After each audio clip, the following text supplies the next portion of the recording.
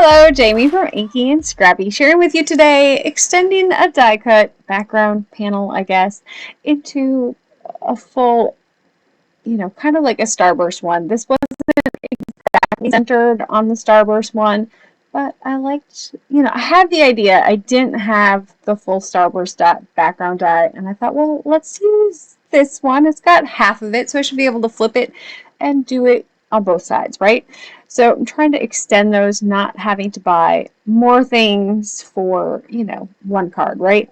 So I love how this one ended up turning out. So I started with some Distress Oxide in Kitsch, Flamingo, Salvaged, Patina, and then squeezed lemonade. Blended that, kind of, got the color variations in there so you get the rainbow effect with only using 3 colors.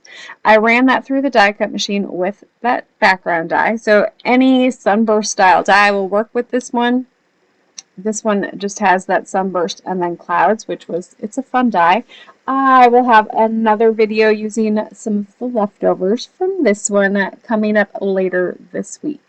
If I can get my edits done, I'm going to try. So I did bring in some holographic cardstock. These are, I think they're 4x6 panels that I got at, a friend had given me that they'd picked up at like an auction or whatever, and it was like a whole box full of them. So I have a lot of that holographic sized cardstock. So I try to use it when I can, when I go reach for my holographic stuff. So I started with that on the background, mounting it onto an A2 card, put on my first layer of this die has everything's cut out individually and then you piece it back together. So I put that first outside ring on it, just kind of help me line things up.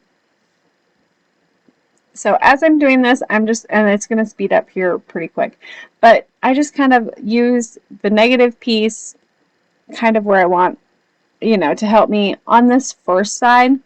You will see I have bandage on the bottom side. But so I'm just going through this one, kind of moving it around, making sure that I'm tucked up tight against that border, and then just continuing to work all the way around.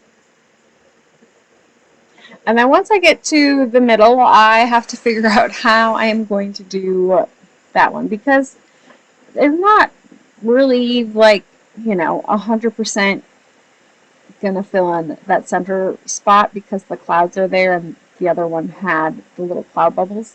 So I ended up using the negative on this one and then kind of working that piece there where it was gonna work the best.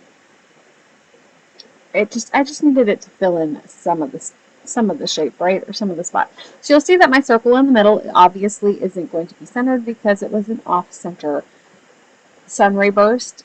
I just made sure that my disco ball here was big enough to cover that whole area in the center so you don't see where it would maybe be a little bit off, which worked really good with the disco ball theme because it's not really, the mirrors on the disco ball probably don't do exact spherical sunburst. I don't know. I don't look at them that much. But I did go with a smaller pattern holographic paper for the disco ball because I just thought it kind of gave that illusion that, how it spreads out the light gets bigger, I guess, from the disco ball.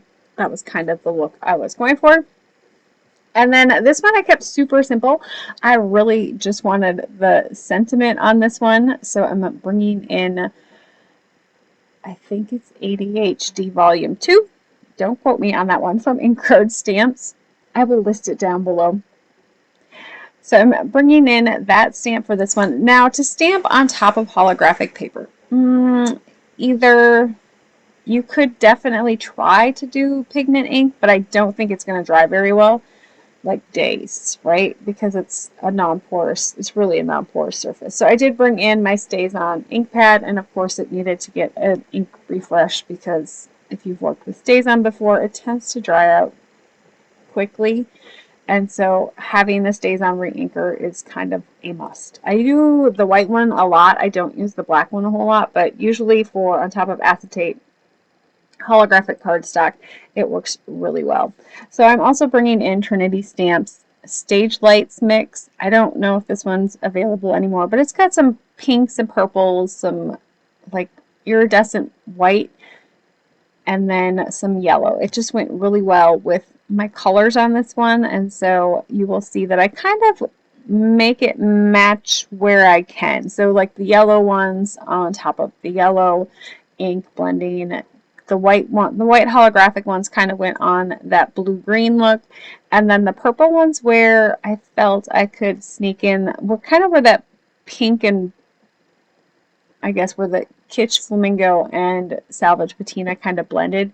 I kind of got a little bit of a purple vibe, so I added those where I thought I could make them work. And I love the finished one on this one. It's just bright and shiny and kind of, it was super fast to put together. I want to say it probably took me 45 minutes for the whole start to finish process on this one. And I'm trying to get better with getting the insides of my cards done because I have a stack that needs to go out, but they don't have inside sentiments. And then, so I did finish this one with the little disco ball that comes with the first stamp set that I used, and then Party Like a Rockstar stamp set. I thought was just, although I can party like a rock star, it appears I cannot recover like one. Yeah.